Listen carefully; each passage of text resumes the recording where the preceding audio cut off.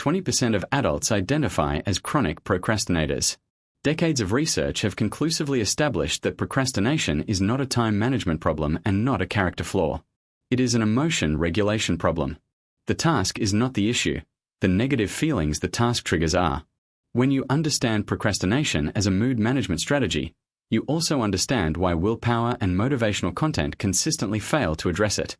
Every time you procrastinate, you are making a rational short-term decision to avoid a negative emotional state, anxiety, boredom, frustration, self-doubt, or resentment that a particular task reliably triggers.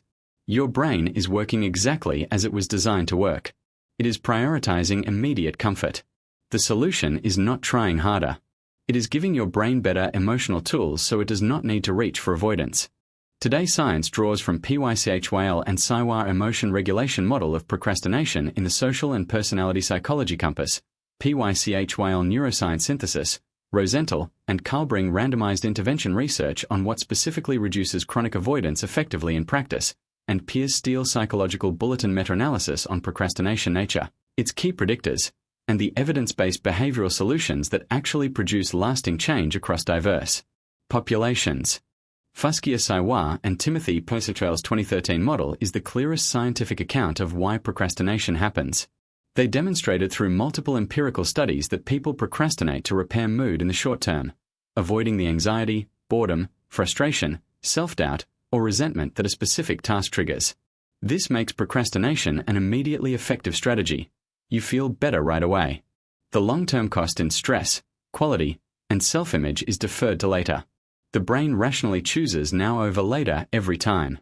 The procrastination cycle is self-reinforcing at every stage. A task associated with negative emotion triggers avoidance. The avoidance, scrolling, eating, switching to easier tasks, provides immediate mood relief. That temporary relief reinforces the avoidance behavior through dopamine. Then, as the deadline approaches, guilt and time pressure compound the anxiety around the original task, making the next approach even more aversive than the first. Each cycle strengthens the habit loop, making procrastination progressively harder to interrupt. Cultural messaging around procrastination consistently points people toward the wrong solutions. Labeling procrastination as laziness generates shame, and shame is itself a negative emotion that amplifies avoidance. Recommending more discipline treats the symptom as a supply problem when it is a demand problem, the emotional demand triggered by the task. Intervention research shows that approaches targeting self-compassion and emotional awareness outperform motivational strategies by roughly 2-to-1 in reducing actual procrastination behavior. When researchers compare procrastination interventions on measurable behavioral outcomes, the hierarchy is clear and counterintuitive. Self-compassion combined with emotional awareness produces the strongest results, reducing procrastination in 79% of cases. The 2-minute rule, reducing task friction through tiny starts, works in 72%. Implementation intentions help in 68%. Motivational content and inspirational approaches produce meaningful change in only 22% of cases. Willpower approaches show 18% effectiveness. The procrastination interruption protocol targets the emotional mechanism, not the task. Step 1. When you notice avoidance, name the specific emotion driving it. I am avoiding this because I feel anxious about failing. Affect labeling activates the prefrontal cortex and reduces amygdala reactivity. Step 2. Apply self-compassion, not self-criticism. Shame amplifies avoidance. Step 3.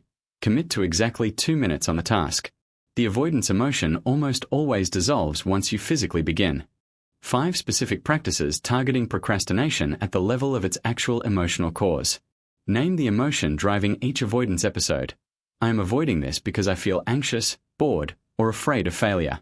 Apply a self-compassion statement immediately. Commit to exactly 2 minutes on the task. The start is always the aversive moment and almost always the only real obstacle. Remove avoidance objects from physical reach. Plan a specific reward for completion to create a positive pairing. 3 if-then plans that catch procrastination at the only moment intervention is possible. When you notice you are avoiding a task, write the specific emotion you feel, then start for exactly 2 minutes with nothing else available. When you find yourself scrolling instead of working, close all tabs, move your phone to another room, and begin a focused work block. When you catch yourself criticizing yourself for procrastinating, switch to self-compassion. This is hard. Starting is the obstacle. 2 minutes. You are not lazy. You are not undisciplined. You are using the most efficient short-term mood repair strategy your brain knows, and it is costing you long-term. The solution is not more effort. It is naming the emotion, giving yourself compassion instead of shame, and starting for 2 minutes. Once you start, the avoidance emotion dissolves and the work becomes its own momentum. The beginning is always the entire obstacle. Subscribe to Habits, backed by science, for weekly research that gives you the real mechanism, not the cultural myth. Think of one task you have been avoiding this week. Before you close this video, name the emotion it triggers. Write it down. Then commit to 2 minutes on it tonight. That is the entire protocol, and the research shows it works.